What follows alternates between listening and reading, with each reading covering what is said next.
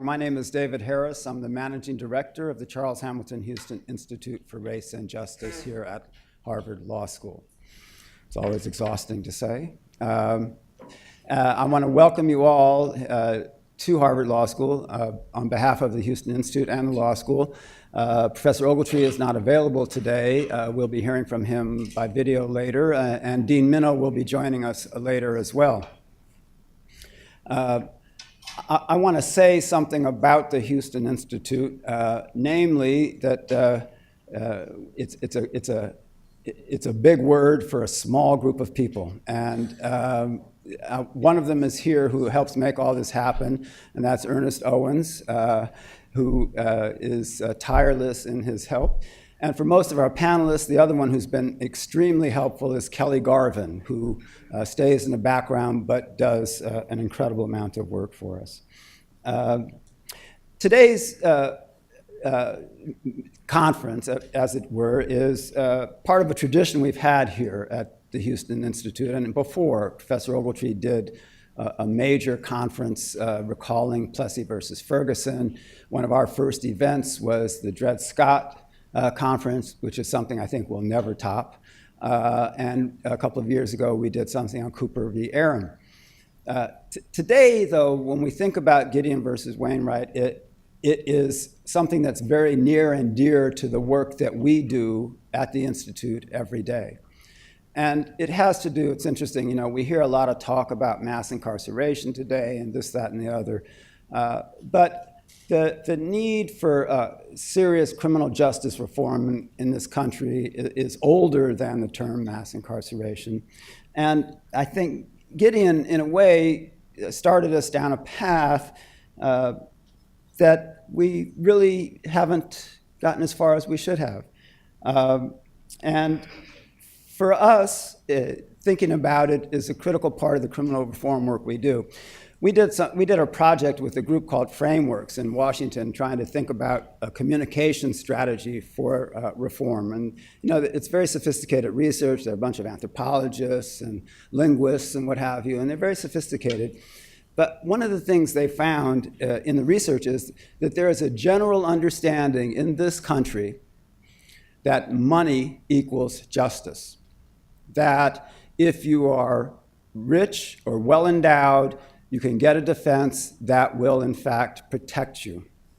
And it's interesting because in their interviews with people across the country in malls and what have you, this was a real theme. We had problems or issues if it came to talking about race, but on this issue, there was a great deal of clarity in this country. And I think that's actually a good thing as we start to think about how to move forward with further reforms.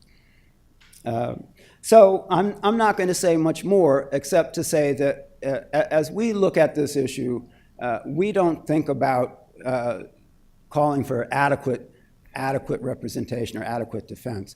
We talk about, and we're interested in having efficient and effective defense, right? So we don't believe that adequacy is a bar we can tolerate. And I think it's a bar that you'll hear people talk about, but that's not what we're talking about today.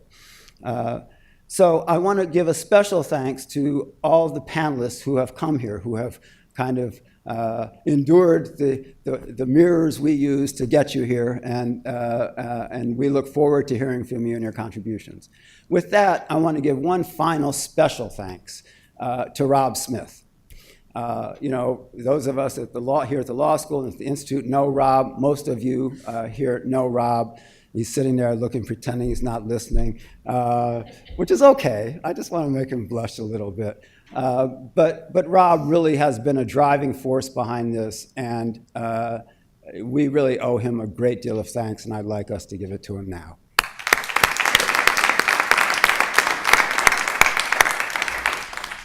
So I'm going to call him up here while he's still red-faced and turn this program over to him. Rob Smith.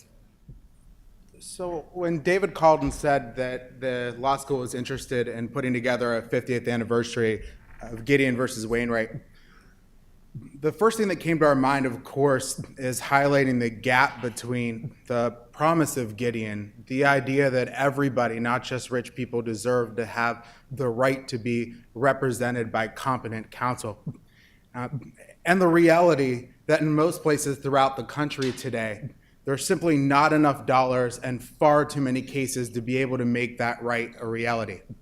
And we think it's important work to be able to continue to highlight that gap and to sort of define its contours. But when we thought about how we wanted to mark Gideon at this conference, we decided that we wanted to do something more. We wanted to take a day to celebrate the extraordinary work that people are doing to make Gideon's promise more of a reality. People like Steve Bright, who went down to start the Southern Center for Human Rights on almost no budget and created the benchmark for representing people in capital cases. People who have continually fought for and won increased standards of representation throughout the country. People like Bob Berukowitz, who have helped to provide representation to people facing misdemeanor charges. People like Jeff Scher and Kathy Bennett, who are providing training not only in their home states, but for Gideon's Promise, an organization that is building the next generation of public defenders in the South. We found these people on our panelists and we invited them here today because these are the people that when we think about Gideon's Promise, they inspire us and they energize us and they give us the strength to keep trying to make that promise a reality. So again, thank you for being here today on behalf of the Houston Institute.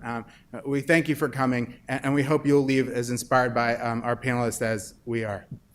And so let me start our first presentation today.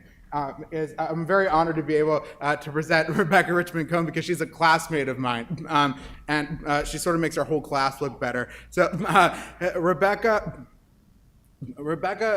began working spent some time at the Bronx Defender, and then in Sierra Leone representing Alex Brima, who's a military commander in the Sierra Leone charged with war crimes. And during her time as part of the defense team of Mr. Brima, she began to get the idea of creating a story about her time and her work in Sierra Leone. And so as a result, she created, directed and produced the film War Dawned On based on that experience. And she is now an Emmy-nominated filmmaker.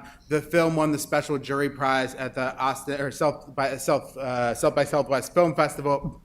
And she went on to make her most recent film, Code of the West, which is about marijuana reform at the legislative level, specifically in Montana. And so the film that she's going to present today, or clips from the film, is called Defending Gideon. And it's a film by the Constitution Project in conjunction with New Media. And this film starts to paint a little bit of the picture of that gap between Gideon's promise and the reality of Gideon today. So please welcome Rebecca Cohn.